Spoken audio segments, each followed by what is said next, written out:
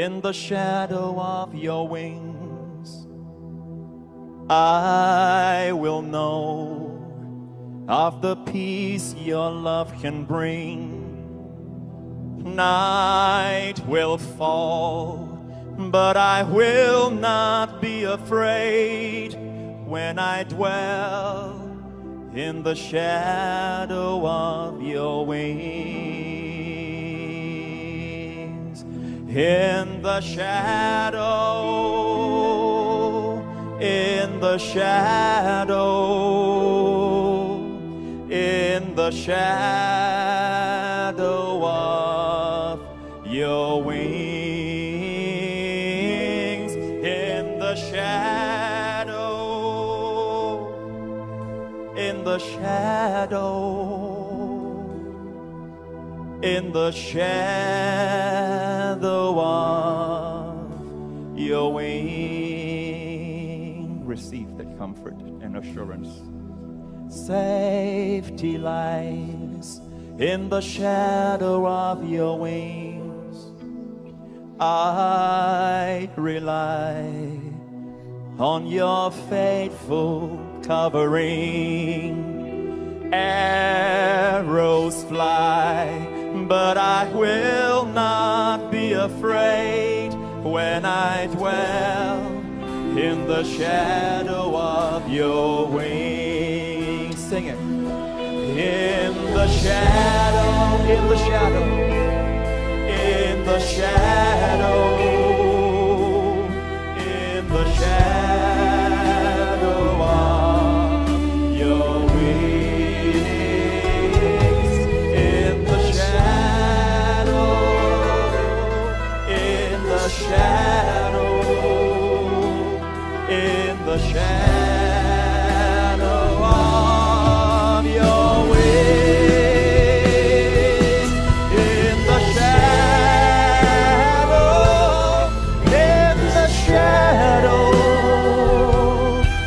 in the shadow of your wings. In the shadow, in the shadow,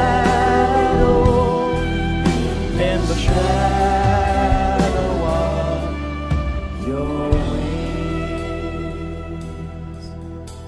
No plague, no plague will come near your dwelling. You shall not be afraid of the terror by day, nor the arrow that flies. 1,000 shall fall at your side, and 10,000 at your right hand, but it will not come near you. Only with your eyes shall you behold and see the reward of the wicked. Because you have made the Lord, who is my refuge, your dwelling place. He is your covering. He will deliver you. He will hear you when you call on Him. He will satisfy you with long life. Oh, lift your voices and sing to Him. In the shadow, in the shadow, in the shadow of your wings. In the shadow, in the shadow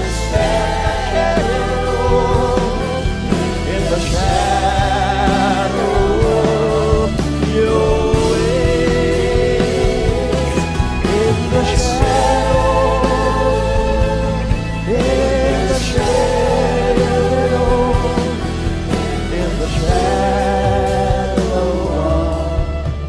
your holy is the Lord.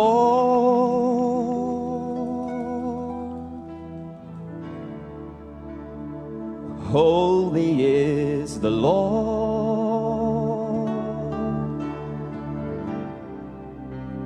Holy is the Lord God Almighty.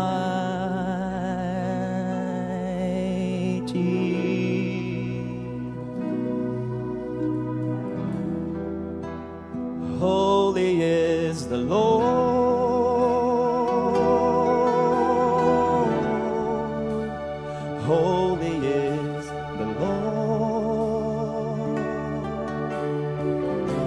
presence, Lord. Holy is the Lord, God Almighty.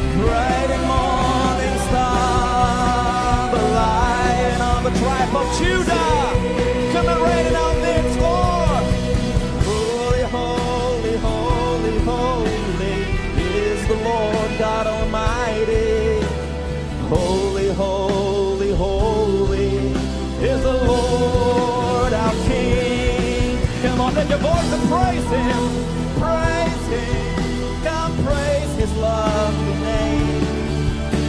Jesus, your name is as ointment for the poor.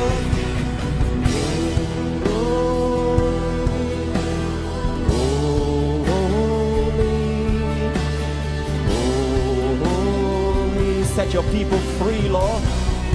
Set your people free from every fear, worries, and anxieties, from depression. Amen. Your future is bright. God has gone ahead of you and made the crooked places straight. Holy,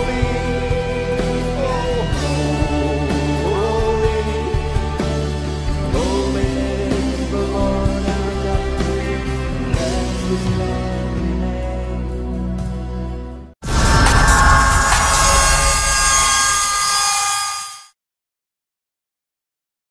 Vamos ver agora Gênesis, capítulo 1, verso 3. No princípio Deus criou os céus e a terra, verso 1, e depois no verso 2 o Espírito de Deus parava sobre a face das águas. Verso 3, Deus então fala pela primeira vez na história da Bíblia. Você escuta Deus falar, a primeira vez que Deus fala, muitos anos atrás, melhor dizendo, alguns anos atrás, eu perguntei para mim mesmo, seria interessante ver as primeiras palavras de Deus na Bíblia. E é lógico, Deus me mostrou Gênesis 1, certo? E Gênesis 1, verso 3 diz, Deus disse, haja luz e houve luz. Olha bem, aqui não está falando quando ele criou o sol. O sol não havia sido criado. Olha, aqui é o primeiro dia. Sabe quando o sol foi criado? No quarto dia. Então não estamos falando aqui da luz do sol. Estamos falando de luz. Alguma luz aqui, revelação. Filhos da luz. Amém. E olha bem, se você estiver doente, tudo fica mais escuro à noite. Se os seus filhos estão gripados e chorando, até o seu choro parece pior à noite. Seja qual for a sua luta, solidão ou depressão, parece que é pior à noite. Algumas coisas melhoram durante o dia.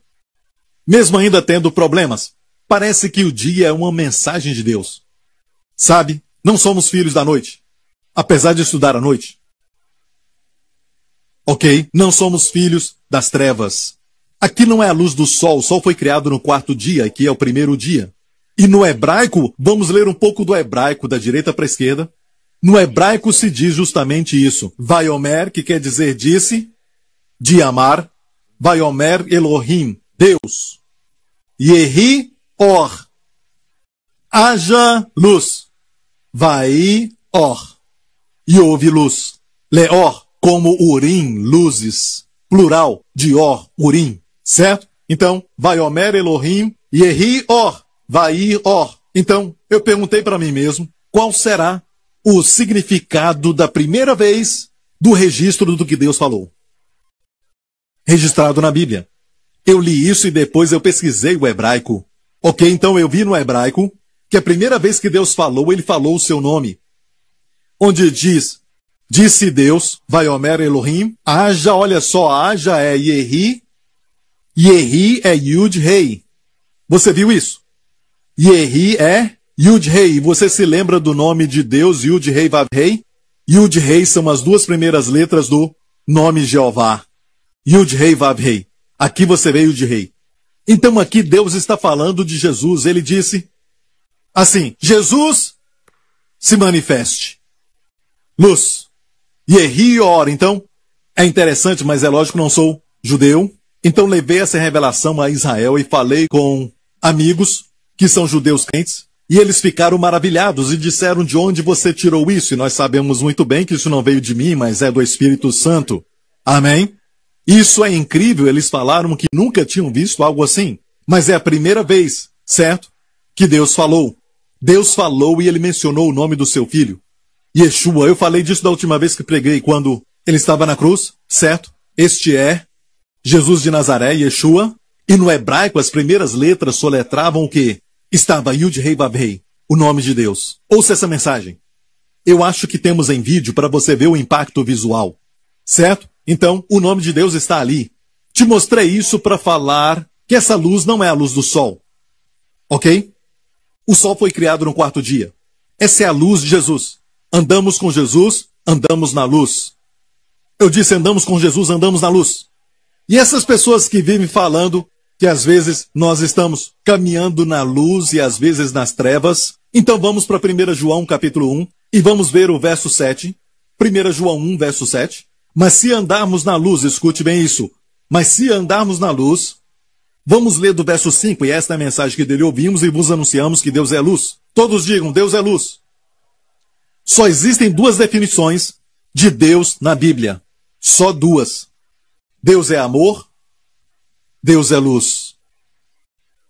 Ok? Deus é amor, Deus é luz. E não há nele trevas nenhuma, muito enfático no grego. Nele trevas nenhuma, nem somente um fio de cabelo de trevas.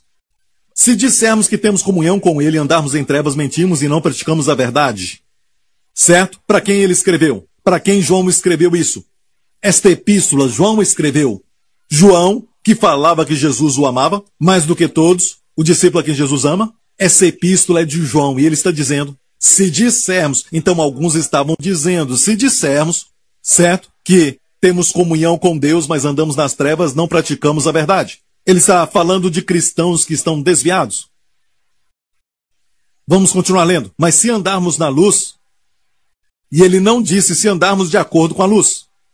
Alguns podem dizer, você é um cristão, já está na igreja por um tempo, você já é convertido por muitos anos, você tem que andar de acordo com a luz. Eu entendo a expressão. Quer dizer, vamos andar de acordo com aquilo que sabemos. Eu entendo isso. Mas não é isso que está dizendo neste verso. Este verso não diz se andarmos de acordo com a luz. E depois, como Deus na luz está, ninguém pode andar de acordo com a luz. De acordo com a luz que Deus tem, ninguém, nem o pregador. Ninguém não está falando sobre andar de acordo com a medida da luz. Está falando do local. Falo isso porque é muito importante. Local, onde você está, onde estão os crentes hoje, onde os crentes andam, eles andam na luz. Mas por que, pastor, aqui diz mas, ou se, mas, se dissermos, mas se andarmos?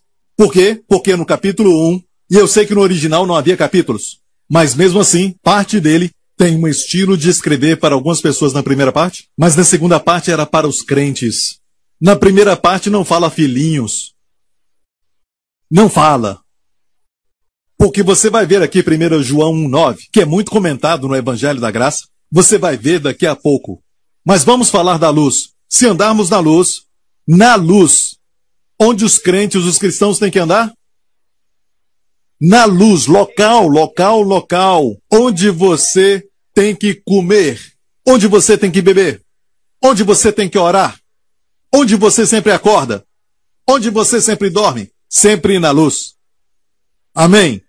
Vou fazer outra pergunta. Quando você peca, eu não estou falando para você pecar? O pecado é mau? O pastor Prince é muito contra o pecado? Ok? Certo? Mas, responde a pergunta, quando você peca como crente, onde você peca? Na luz.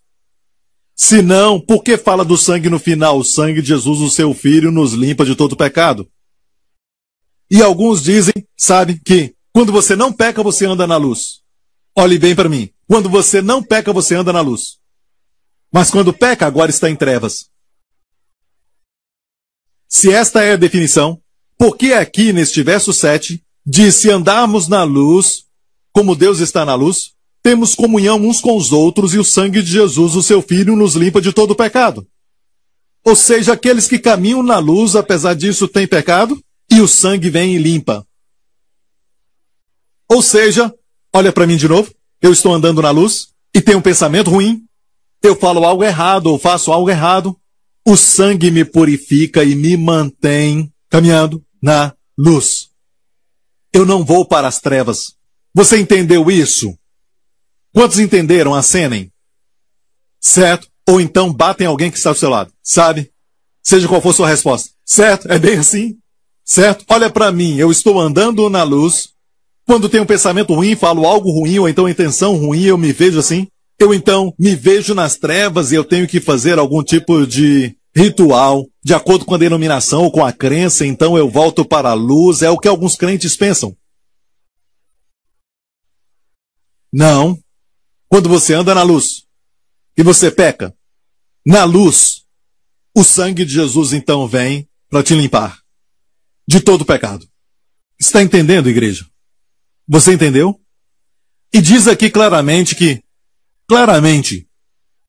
os crentes andam na luz. Vou te dar outra prova. Prova sem nenhuma sombra de dúvida. Ok? Da boca de Jesus. Olha bem. Isso é bom? Dos lábios de Jesus.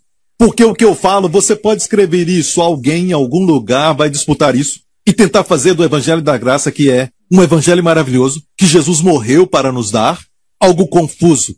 E vão tentar te levar para uma mistura. Muitos estão tentando isso. Eu te falei o que Maus Corobadel disse, e eu concordo com todos esses homens. Então você é o juiz, você olha o contexto, veja o que Jesus disse e olha para o contexto. Certo? Dizem que quando você está na luz, você está obedecendo a Deus. Então você não peca, certo? Mas para que o sangue vem limpar? Faça essa pergunta para eles. A próxima prova vem dos lábios de Jesus, em João 8.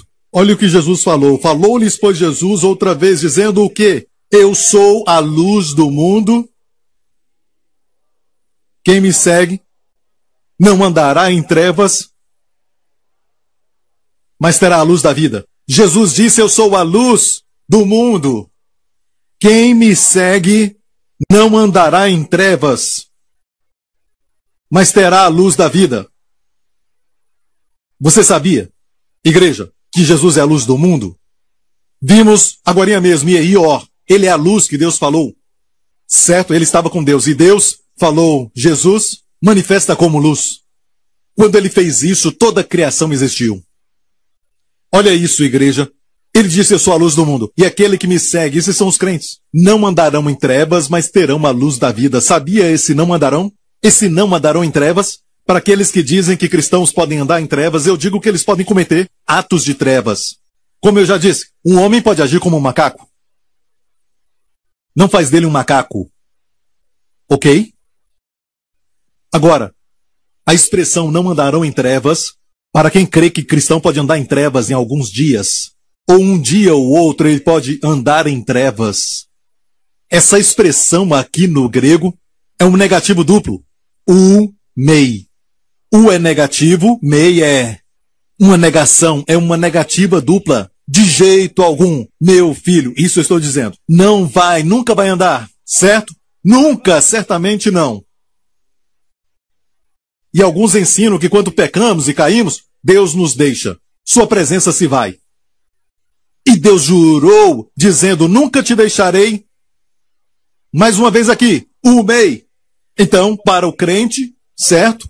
Quem segue a Jesus nunca andará em trevas, mas terá a luz da vida. Você entendeu isso? Agora, para responder, sabe, aquela pergunta que todo mundo faz, ainda tem uma porção de João que diz, um irmão, que fala de um irmão andar em trevas. Vamos ver isso em 1 João capítulo 2, certo? Agora estamos no capítulo 2, nós já vimos capítulo 1, certo? Porque o 2 vem depois do 1, certo? Então, 1 João 2, aquele que diz que está na luz, isso é para aqueles que dizem, olha bem isso, quando alguém diz uma coisa que é cristão e tudo mais, certo? É o que estão falando. Eles professam, mas será que tem posse da vida eterna? Só porque diz que é um cristão não quer dizer que é um cristão. Não é verdade? Então, aquele que diz que está na luz e odeia seu irmão, até agora está em trevas. Alguns dizem, olha isso, pastor, um crente pode andar em trevas. Isso aqui não é um crente. Não, aqui diz, aquele que odeia seu irmão, o irmão está mencionado aqui. Como explicar isso? Certo, próximo verso, aquele que ama seu irmão está na luz, e nele não há escândalo. Me parece que está dizendo que se você não ama, certo, seu irmão, você está em trevas, mas se ama seu irmão, você está na luz. E alguns ensinam isso para o crente, dizendo que está em trevas, mas olha isso, você só anda na luz se você nasceu de novo. Não por fazer algo, nem mesmo amar. Olha o que a Bíblia diz, amar uns aos outros é um sinal ou um fruto de que você nasceu de novo. Não é a causa para você nascer de novo, mas o resultado de nascer de novo. Por exemplo, em 1 João diz, por isso sabemos que passamos da morte para a vida, porque amamos os irmãos. Como saber que passou da morte para a vida? Porque você ama os irmãos. Talvez você está irado com algum irmão, mas lá no fundo eu sei que existe amor. Se você nasceu de novo, aprenda a vencer essa amargura ou ira, seja o que for, porque você sabe que nasceu de novo. Você está entendendo isso? Mas ainda você não respondeu isso. Aqui está falando do irmão. Que irmão é esse? Certo? Mas aquele que odeia o seu irmão está em trevas. Ele anda em trevas. Um crente pode fazer isso? Jesus disse, o que me segue nunca andará em trevas. Estou certo? Será que existe uma contradição aqui? Esse João que nós acabamos de ler é o mesmo que escreveu o evangelho onde Jesus falou que nunca andará em trevas, João 8. É o mesmo autor João.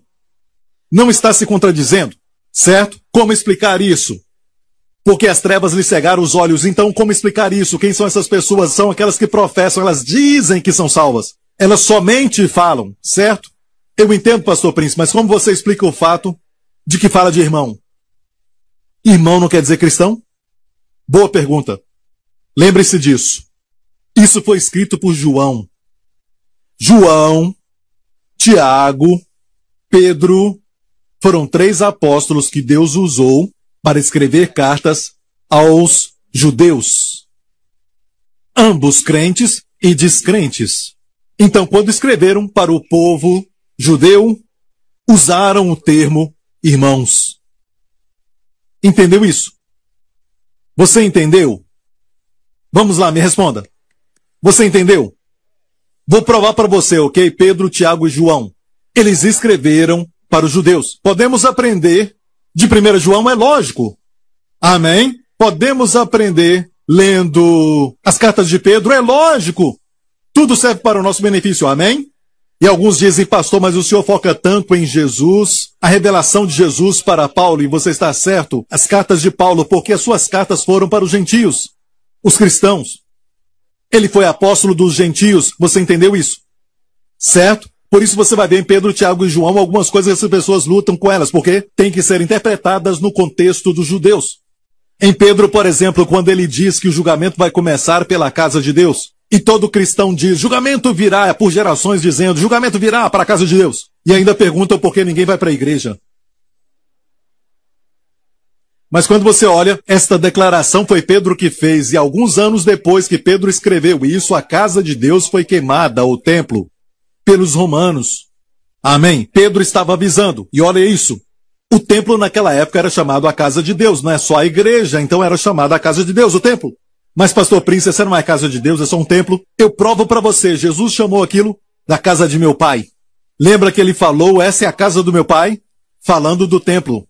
Era a casa de Deus naquela época. E foi queimada. Deus permitiu isso. Por quê? Porque rejeitaram o Messias. Rejeitaram o rei. E Pedro escreveu dizendo, olha, o julgamento virá na casa de Deus. Ele falava do ano 70. E escreveu antes do ano 70. No ano 70, General Tito e a legião romana vieram e queimaram o templo. E por 2000 anos os judeus se espalharam. Até 1948 que voltaram a ser uma nação. A figueira está florescendo. Isso! Gálatas, por favor. E Paulo está escrevendo isso para os Gálatas dizendo, conhecendo Tiago, diga Tiago. Cefas, diga Cefas. Quem era Cefas? Pedro. Uau, estou impressionado com esta igreja. Ah, fico muito orgulhoso. Isso. Pedro é Cefas, muito bom. E João que escreveu, e acabamos de ler o seu evangelho e suas cartas, olha aqui, fala dos três que eram considerados como colunas, Paulo escrevendo. Certo, a este livro, a igreja de Gálatas, que eram considerados como as colunas, a graça que me havia sido dada, Paulo disse, deram-nos as destras em comunhão comigo e com Barnabé. Ele está falando dele e Barnabé, para que nós, Barnabé e Paulo, fôssemos aos gentios, não judeus. E eles, Pedro, Tiago e João, a circuncisão. Aqui está a prova. Guarde bem este versículo. Certo? Eu não estou dizendo que somente as cartas de Paulo são as que você deve ler. Eu nunca disse isso. Eu já preguei muitas vezes no Antigo Testamento. Eu ensino a graça falando muitas vezes sobre o Antigo Testamento. Eu revelo Jesus no Antigo Testamento. Eu ensino em 1 João, sim. Eu ensino em Pedro, a resposta é sim. Eu já ensinei sobre as 7 igrejas, sim. Mas a ênfase principal para a vida da igreja, porque a igreja é um mistério até nos evangelhos, certo, são as cartas de Paulo. As cartas de Paulo trazem amadurecimento espiritual rapidamente. Olha, quem ensina a lei é jardim de infância. Saiba disso. Nível jardim de infância. Certo, Deus deu a lei no Antigo Testamento. Nível jardim de infância. Não faça isso ou aquilo, certo? Mas quando o evangelho veio, nível de faculdade. É o que Paulo escrevia, por isso ele foi levado até o 3º céu. Entendeu isso? Não deixe ninguém fazer você sentir que voltar à lei é ir mais alto, mais profundo. Alguns voltam para o Antigo Testamento e tentam dizer, isto é profundo, não, a lei foi dada por Moisés, um servo. Graça e verdade vieram por Jesus Cristo, o Filho. Ok? Há uma diferença. Você quer o filho ou o servo? O servo não herda, mas o filho herda. E se o filho te libertar, verdadeiramente você será livre. Tudo isso tem a ver com um crer certo. O que eu estou falando é para você crer certo. Se você crer errado, você não vai ter alegria fluindo constantemente na sua vida. Você não vai ter a paz que guarda a mente e o coração. Amém. Você não vai ter também aquele testemunho de um verdadeiro crente que anda na luz. É importante crer certo. E tem aqueles que roubam a alegria tentando interpretar a Bíblia fora do contexto, fazendo com que eles pareçam uns teólogos, algo assim. A Bíblia foi escrita por alguns cobradores de impostos, alguns pescadores, alguns pastores, algo assim. E ela pode ser compreendida também por pessoas que são simples, pessoas como eu e você. E o fato é este, igreja. Está muito claro que Tiago, Pedro, ou poderia falar Petrus.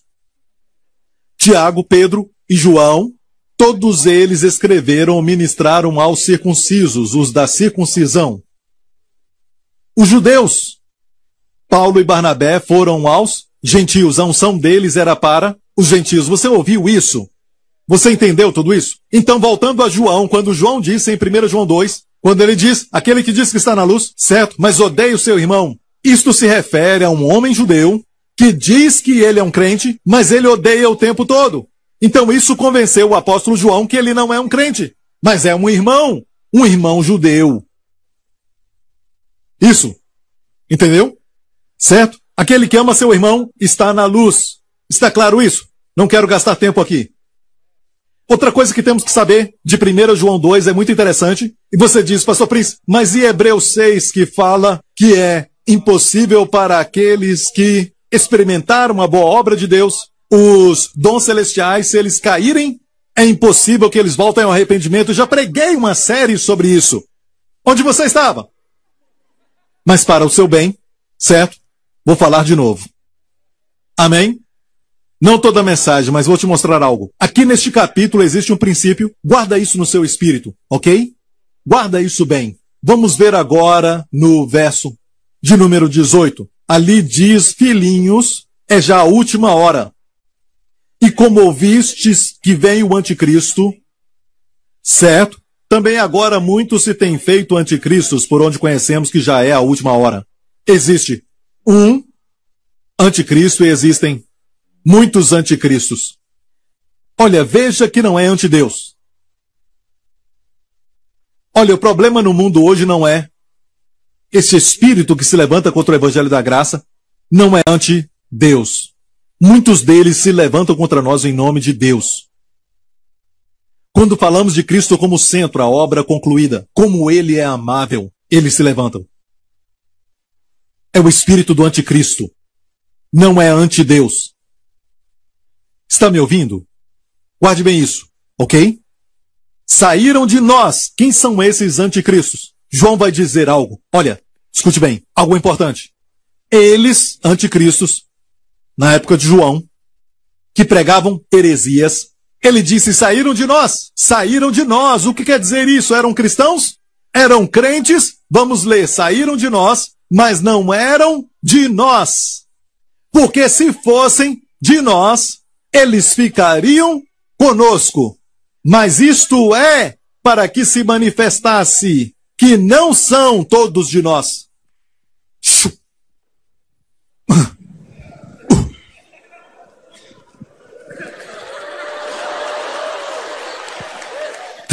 Não sei se você entendeu o que eu disse ou não. Sabe, eu sinto muita energia aqui, então em vez de pular em galhos, eu faço isso. Está muito claro que tem pessoas que estão na igreja até durante muitos anos. E depois eles saem. E eles abraçam esta crença ou algo assim. Depois você diz, pastor Príncipe, você falou uma vez salvo, sempre salvo. E aquela pessoa, eles saíram de nós, mas não eram de nós. Eles estavam conosco, mas não eram de nós. Porque se fossem de nós, eles não teriam saído de nós. Eles teriam ficado conosco. Você entendeu isso? Você está ouvindo? Verdadeiros crentes vão ficar. Talvez vão sair, mas depois vão voltar. Eles sempre voltam. Amém? É como o seu filho, adolescente. Talvez ele saia de casa irado, mas volta quando a fome bate. E não tem dinheiro. Porque ele é seu filho. Se ele não é seu filho, não vai voltar. É muito importante, guarde esse versículo no seu coração. Obviamente, as piores heresias saem de pessoas da igreja. Eles não nasceram de novo. Alguns pensam que vêm à igreja, certo? Se assentam, durante alguns cultos, eles preenchem um formulário, colocam a idade, o nome, sua religião, cristão. Não te faz ser um cristão, como você vai ao McDonald's e não se torna um Big Mac.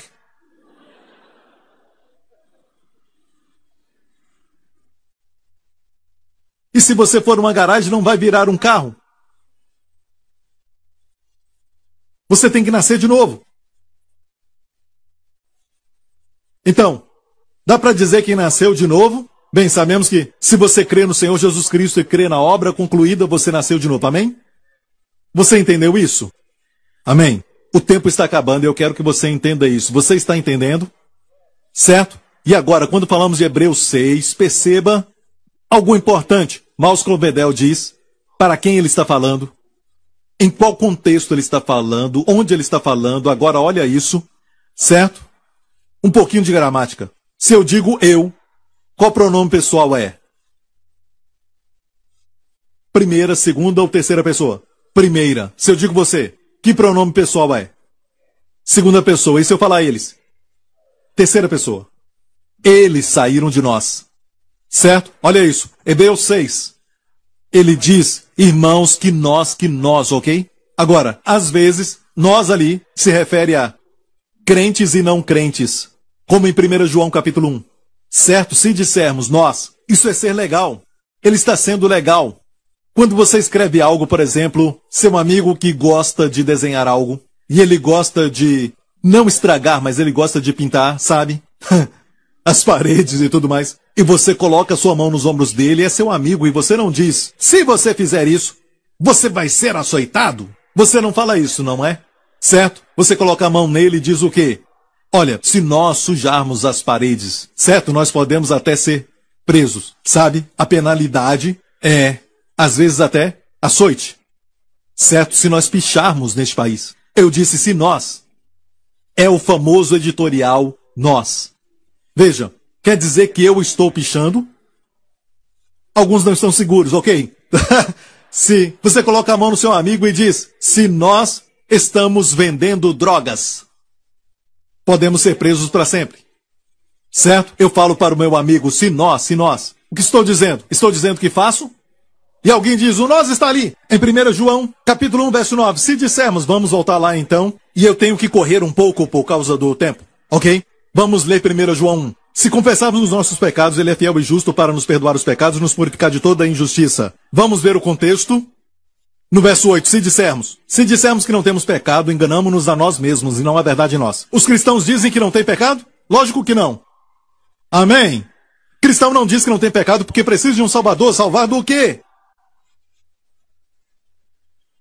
Se confessarmos os pecados, ele é fiel. Olha, e João está dizendo, aqui, nós, e alguns dizem, tá vendo, nós está aqui.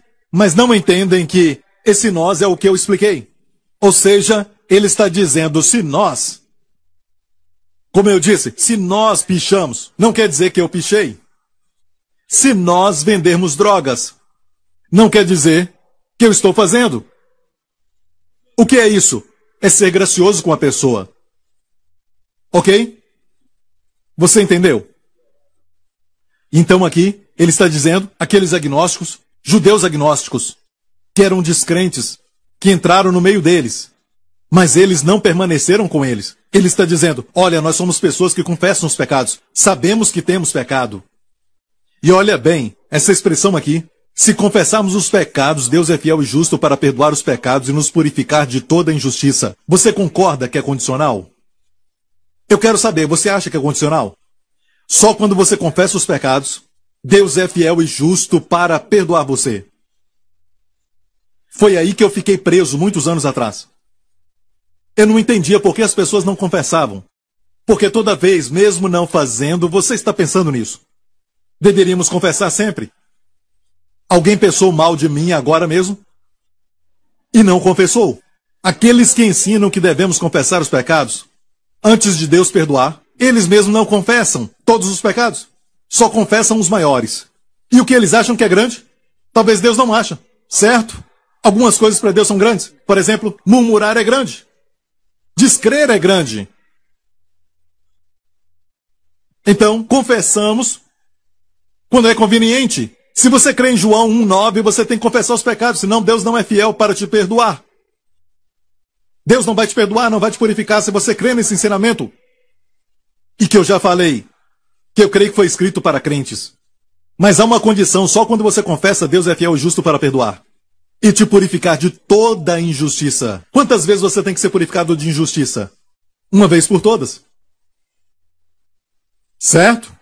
Então aqueles que ensinam que esse é um estilo de vida para o crente, estão sempre confessando os pecados, antes de Deus perdoar, pensam no pecado. Por que eu falo tanto disso? Te faz ficar pensando no pecado, te faz temer, faz com que você, que é filho da luz, se sentir como filho das trevas. Está ouvindo, igreja? Você não tem coragem de ir para Deus. Se alguém pede para você orar, ore pelo meu filho, certo? E você não é o pastor Lawrence, não tem que ser. Deus nunca disse, esses sinais vão seguir os pastores. Não, ele disse que vão seguir os que crerem. Imporão as mãos sobre os enfermos, e os enfermos serão curados. Os sinais seguem os que creem. Você quer liberar a sua fé e coloca as mãos sobre ele, e de repente o diabo fala para você, você confessou os seus pecados? Você está bem com Deus? Você entende por que eu falo tanto sobre isso? Eu acreditei que isso foi escrito para crentes e pratiquei isso até quase ficar louco. Esses que são pastores e que estão comigo já há muitos anos vão se lembrar de um líder de jovens, que era eu, e na reunião eu ficava confessando os pecados. E eu não entendia por que todo mundo não fazia aquilo. Eu queria tanto ficar bem com Deus. Outra questão é esta. Bem, somente crentes podem confessar os pecados? E aqui está dizendo os nossos pecados? Então só crentes confessam pecados? Descrente não confessa pecado. Bem, amigo, você se esqueceu de algo. Este livro é para judeus. Esse livro foi escrito para judeus. Você sabe o que o povo judeu pensa sobre confessar os pecados? Olha bem, até os judeus que ainda não foram salvos confessam pecados. Vamos ver em Mateus a história de João Batista. João Batista na época de Cristo. Olha isso. Então ia ter com ele Jerusalém e toda a província adjacente ao Rio Jordão. Eles iam até João Batista e eram por ele batizados no Rio Jordão, confessando os seus pecados. Pergunta. Eles confessavam todos os pecados um por um? Pode imaginar uma longa lista? João Batista. Esse rapaz chegou aqui às 9 da manhã, confessando um por um, um por um, um por um, um por um, um por um. Eu me lembro quando eu tinha 3 anos de idade. E então, 3 horas se passaram para ele confessar os pecados. Outro veio com uma longa lista. Você crê nisso? Você acha que eles foram até ele confessando todos os pecados um por um? Mas o que é isso, confessando seus pecados? Quer dizer isso. A Bíblia interpreta a Bíblia. A mesma coisa aconteceu com o filho pródigo e com o pai. Ele confessou os pecados.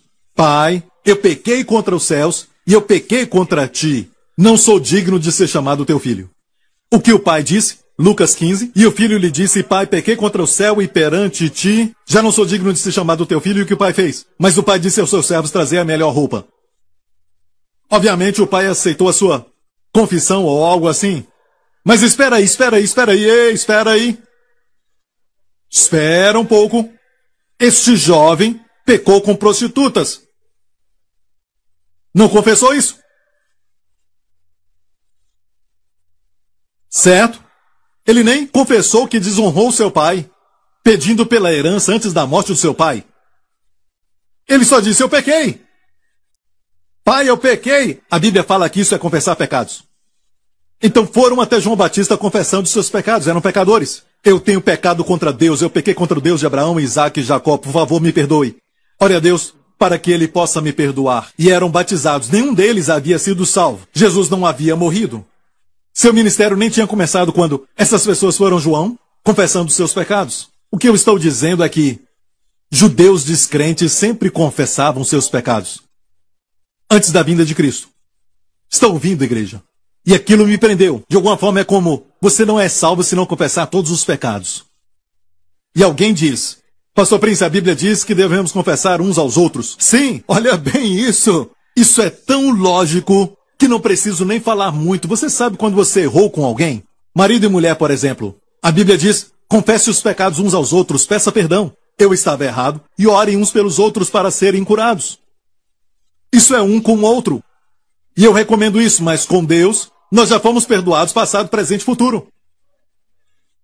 Ok? E o fato é este, igreja. Certo? Vamos voltar a 1 João 2,12. Já vamos terminar. Este aqui é qual capítulo de 1 João? 2. Já vamos terminar. Mas escute bem isso. Se você esquecer de tudo, lembre-se disso. Certo? 1 João 1,9. Vamos ver de novo? Aqui é 1 João capítulo 1. Certo? Se confessarmos os pecados, Deus é fiel e justo. Se isso é para crentes, temos um problema. No capítulo 2. Se este verso é para crentes, temos um problema no capítulo 2. Por quê? No capítulo 2, o próximo, no verso 12, João diz, filhinhos, escrevo-vos, porque, e aqui ele está falando filhinhos para todos os crentes. Teknion, não é bebê em Cristo, não. Teknion quer dizer um termo afetivo como queridos. Escreva-vos, queridos, filhinhos de Deus. Ele disse, porque pelo seu nome vos são perdoados os pecados. Agora, você sabia que no grego, como em qualquer idioma, existe um termo chamado tempo perfeito? Perdoado aqui é o tempo perfeito. Sabe o que isso quer dizer? Até na nossa gramática, no grego isso é muito forte. Tempo perfeito quer dizer uma ação que foi realizada, uma ação que está completa, de uma vez por todas, e não precisa ser repetida. Pergunta para quem entende grego sobre tempo perfeito no grego. Aqui está no tempo perfeito. Qualquer erudito pode checar isso. Na sua Bíblia, está no tempo perfeito. Quer dizer que os pecados foram perdoados de uma vez por todas. Não precisa ser repetido. Uau! Aí está o problema. Se cremos em 1 João 1,9, se aquele capítulo foi escrito para crentes, como vamos explicar isso? João é esquizofrênico.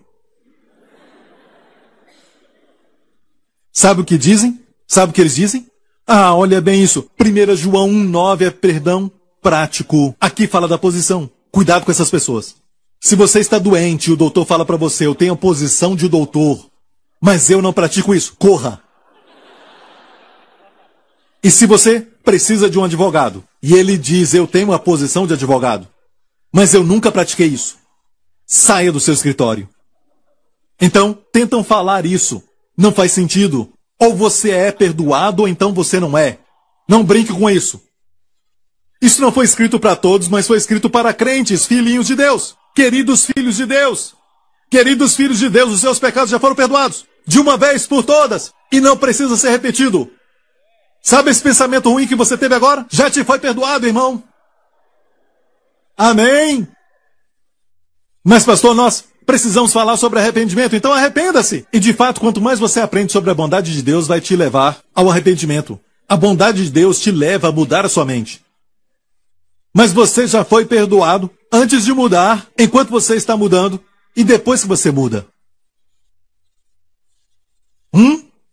Isso te abençoou?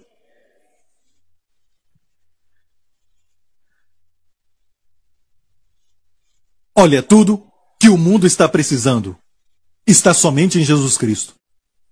E olha, eu vou terminar com este verso, eu só tenho mais um verso que eu quero ler. 2 Coríntios 4, este é o último verso. Aqui diz, porque Deus que disse que das trevas resplandecesse a luz. Falamos isso no começo. Deus fez resplandecer a luz das trevas. É quem resplandeceu em nossos corações, para a iluminação do conhecimento da glória de Deus na face de Jesus Cristo. Então hoje, quando vemos Jesus, e eu oro para que mais pastores e mais líderes preguem sobre Jesus Cristo. Cristo como centro de tudo. E eu prego Cristo como centro já há muitos anos, e meu amigo Israel Houghton estava na conferência que eu estava pregando. Eu acho que era a conferência da Hillsong. E daquela mensagem ele escreveu uma canção. Jesus é o centro de minha vida. Olha, eu preguei sobre quando Jesus foi crucificado. Ele foi crucificado no meio. Deus fez isso. Eu mencionei que quando ele apareceu no cenáculo para os discípulos, ele apareceu no meio deles. E a Bíblia também mostra um pouco disso. Se estiverem 2 ou 3 reunidos, ali estou no meio. Jesus tem que estar no meio do seu casamento, no centro dos seus filhos, no centro da sua família, certo? Não olha só para eles, mas para ele. E vai te ajudar a olhar para eles como ele os vê. E ele vai te ensinar a ser um bom pai. Jesus tem que ser o centro. João, no Apocalipse, ouviu uma voz atrás dele. Ele se virou. Ele viu o Cordeiro de Deus no meio do trono. Eu preguei sobre isso. E depois ele escreveu essa canção. Você pode perguntar a ele. Foi aquela mensagem. Jesus é o centro. E alguns não entendem que quanto mais pregamos sobre Jesus, é difícil para o espírito do anticristo operar. Fica difícil. Mas em igrejas onde não se fala de Jesus, eles até falam sobre Deus, Deus, Deus, Deus, Deus. E não tem um espírito anti-Deus. Não tem anti-Deus, mas tem anticristo. Não creem na obra concluída. Creem que todos têm que fazer algo para a salvação, para a justiça. Você vê o espírito do anticristo? E eu te digo isso. Durante a época de Paulo, havia 3 grupos de pessoas. Escute isso, já vou terminar, mas entenda isso. E hoje temos o mesmo problema no mundo inteiro. As pessoas buscam uma luz, uma revelação, ou uma luz da nova era. Sabe, a nova era. Até chamam de luz na nova era. Tem um grupo assim, e tem um grupo buscando conhecimento, educação, conhecimento, mais educação, sabedoria, conhecimento. Durante a época de Paulo, sabe quem quis a luz? Os judeus. E quem quis conhecimento? Os gregos, sempre buscando sabedoria. Eles tinham Aristóteles e outros homens buscando conhecimento. E quem buscava a glória? Glória! Glória militar! Conquistar mais países! A glória de Roma! Romanos. Os romanos queriam a glória, não buscaram conhecimento, não buscaram luz mística. Os judeus buscavam a luz da Bíblia. Alguns até partiam para a nova era. Como a Cabala é nova era. E eles buscavam isso, sabe? Os judeus buscam a luz. Os gregos queriam conhecimento. Romanos queriam a glória. Hoje aqui no nosso país, e também em outros países, ok, vai ver pessoas buscando luz mística, ou então conhecimento, educação, conhecimento é poder. E alguns buscam glória, fama, a glória de ser rico. Para todo mundo olhar para mim, eu busco glória. Casa grande, carro, glória. Mas olha, o apóstolo Paulo disse, não sabia que tudo isso encontramos na face de Jesus Cristo. Deus que disse que das trevas resplandecesse a luz é quem resplandeceu em nossos corações. Para a iluminação, os judeus buscam isso. Do conhecimento, os gregos buscam conhecimento. Da glória, os romanos buscam glória. E temos os 3 na face de Jesus Cristo. Amém, igreja, aleluia, glória a Deus.